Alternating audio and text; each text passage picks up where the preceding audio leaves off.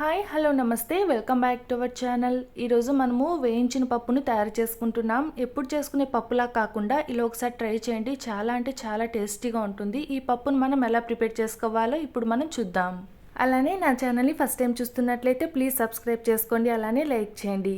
ముందుగా మనం ఈ పప్పును తయారు చేసుకోవడానికి స్టవ్ ఆన్ చేసుకొని ఇలా ఒక కుక్కర్ పెట్టుకుందాం. ఇప్పుడు ఇందులోకి 2 స్పూన్లు దాకా నూనె వేసుకోవాలి. ఇలా ఈ నూనె కాస్త హీట్ ఎక్కిన తర్వాత ఇప్పుడు ఇందులోకి కట్ చేసి పెట్టుకున్న ఉల్లిపాయలు, కరివేపాకు వేసుకొని ఇలా ఒకసారి అంతా బాగా కలుపుకుంటూ ఫ్రై చేసుకోవాలి.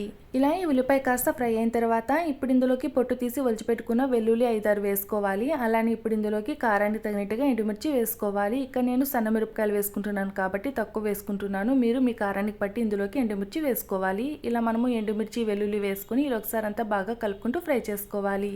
అలానే ఇప్పుడు ఇందులోకి 1 కప్పు దాకా కందిపప్పు వేసుకొని ఇలా ఒకసారి అంతా బాగా కలుపుకుంటూ ఫ్రై చేసుకోవాలి.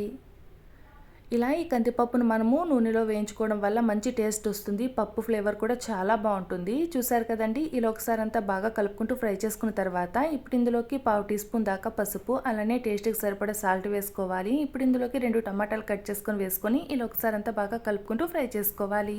ఇలా ఈ టమాటా వేసుకొని ఇలా ఒకసారి అంతా బాగా కలుపుకుంటూ ఫ్రై చేసుకున్న తర్వాత ఇప్పుడు ఇందులోకి కొద్దిగా చింతపండు నీళ్ళ వాటర్లో వాష్ చేసుకొని ఇందులోకి వేసుకోవాలి.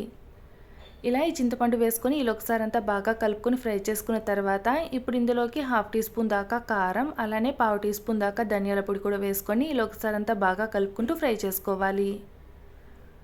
చూసారు కదండి, ఇలా అంతా మనము వేయించుకున్న తర్వాత ఇప్పుడు ఇందులోకి ఈ పప్పు మునిగేంత వరకు వాటర్ వేసుకోవాలి. ఇలా వాటర్ వేసుకొని ఇలా ఒకసారి అంతా బాగా కలుపుకొని ఒకసారి సాల్ట్ చెక్ చేసుకున్న తర్వాత మూత పెట్టేసి ఇప్పుడు మనము 5 విజిల్స్ వచ్చేదాకా ఈ పప్పును బాగా మెత్తగా ఉడికించుకోవాలి.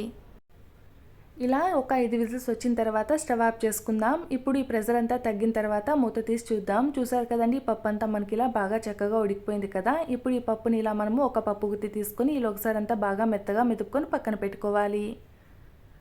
చూసారు కదా, ఈ విధంగా మనం ఈ పప్పునంతా బాగా మెత్తగా మెదుపుకుంటే సరిపోతుంది. ఇప్పుడు స్టవ్ ఆన్ చేసుకుని ఇలా ఒక గిన్నె పెట్టుకుందాం. ఇప్పుడు ఇందులోకి 3 స్పూన్లు దాకా నూనె వేసుకోవాలి. ఇలా ఈ నూనె మనకు బాగా హీట్ ఎక్కిన తర్వాత ఇప్పుడు ఇందులోకి 1/2 టీ స్పూన్ దాకా ఆవాలు, జీలకర్ర, అలానే దంచి పెట్టుకున్న వెల్లుల్లి, కొద్దిగా కరివేపాకు వేసుకొని వేయించుకోవాలి. ఇలా అంతా వేయించుకున్న తర్వాత ఇప్పుడు ఇందులోకి మనం తయారు చేసుకున్న పప్పును కూడా వేసుకొని ఇలా ఒకసారి అంతా బాగా కలుపుకోవాలి.